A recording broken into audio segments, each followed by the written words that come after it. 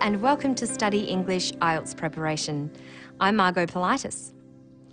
In the listening module of the IELTS test, you can expect to be asked questions about numbers. So it's important to be familiar with how we talk about numbers.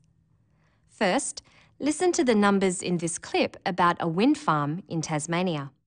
Each tower that you can see can generate enough power for between 700 and 800 houses. Between 700 and 800 houses. When numbers are exact or a clear approximation such as between 700 and 800, the word hundred has no final S. The plural is formed by the following noun. Between 700 and 800 houses. For an exact figure, you say 700 houses. You can use a preposition to be less exact and say over 700 houses, around 700 houses, about 700 houses, nearly 700 houses, or under 700 houses. When we state a number, such as 700 or 8,000, there is no S after the unit. 400, 10,000, or 5 million. So when do we add S to these words? Listen to the man in the next clip use hundreds to describe the slow change from one type of forest to another. There have probably been 3 lots of logging since white settlement in the 1860s. In time, that eucalyptus forest will gradually go back to rainforest, but that takes hundreds of years.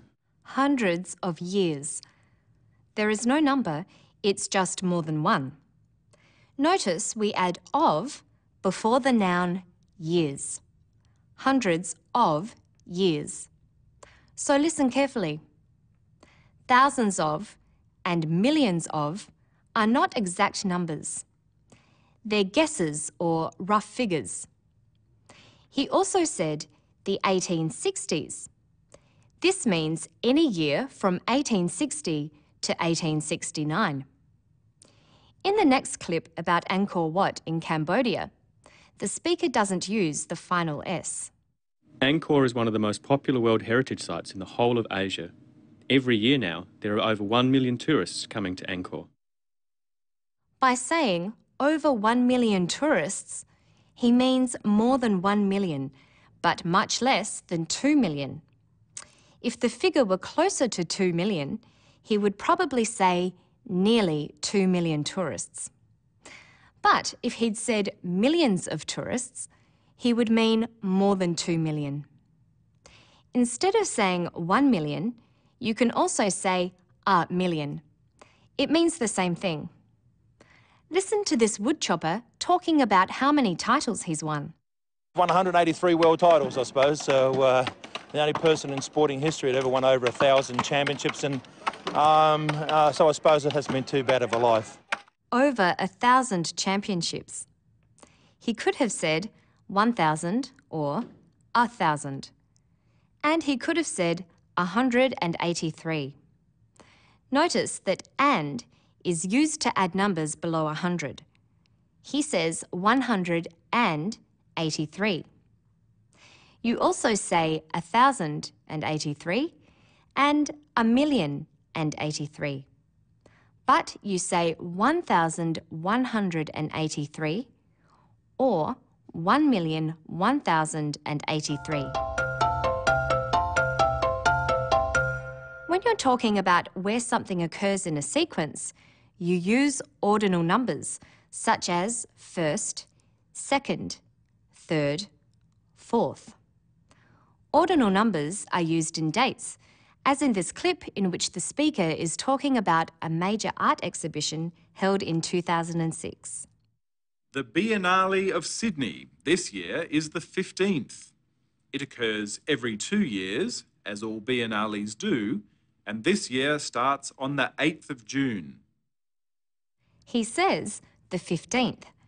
He means the 15th Sydney Biennale exhibition. There have been 14 held before this one. The date is the 8th of June. This date can be expressed like this: June 8th, June the 8th. Now listen for another use of an ordinal number in this clip about an art course held in an art gallery. So if we're looking at one of the paintings in this gallery in European art, where we're looking at 19th century paintings, we're talking about the paintings as they appear in the gallery spaces. She says 19th century paintings. Ordinal numbers are used for centuries and are often written in numbers like this: 19th. Of course, this refers to the 1800s, again usually written as a number, the 1800s. So what do you call the present century? I think that the kind of, the strongest mark of 21st century culture is artists taking from every possible place to realise their visions. He says 21st century culture. The suffix st is used after one to represent the last two letters of first. Ordinal numbers are also used to refer to fractions. You have the special fraction terms half, third, and quarter, but all other forms use ordinal numbers, as in this clip about the wind farm. 6 towers were erected in that time. These have the potential of generating 1/5 of Tasmania's power needs from wind energy. 1/5 of Tasmania's power needs. Plural fractions take a plural form. For example, 2/5.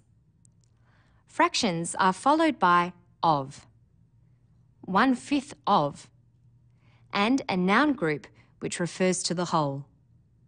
1/5 of Tasmania's power needs. Another type of fraction is percentage. For example, 1/4 can be expressed as 25%. Let's listen for the percentage used in this clip about an oyster farm. It takes approximately 2 to 2.5 years to get the oysters up to size. From this farm, we've averaged about 15% of the market for export, and that goes to Hong Kong and Japan. 15% of the market. Percentages have the same structure as fractions, of and a noun group. 15% of the market for export. Yet another way of talking about parts of numbers is decimals. Listen to how they're used in talking about wind turbines. It's quite a large structure, 1.75 megawatts generated by each unit. 1.75 megawatts. Electrical power is measured in watts. 1 megawatt is 1 million watts. You say 1.75, but write it in numbers with a decimal point. 1.75. A decimal is usually followed by a plural noun. 1.75 megawatts. Now let's listen to a furniture maker talk about the thickness of the veneer or layer of wood he puts on his furniture. Is his veneer thicker than the old-fashioned sort? Today we're using sophisticated ways of putting our construction of our furniture. We use a lot of veneers, and those veneers aren't, the old-fashioned 0.06 of a mil. They're about a 6 mil veneer laid up on MDF, and they have a solid frame. His veneers aren't the old-fashioned 0.06 of a mil.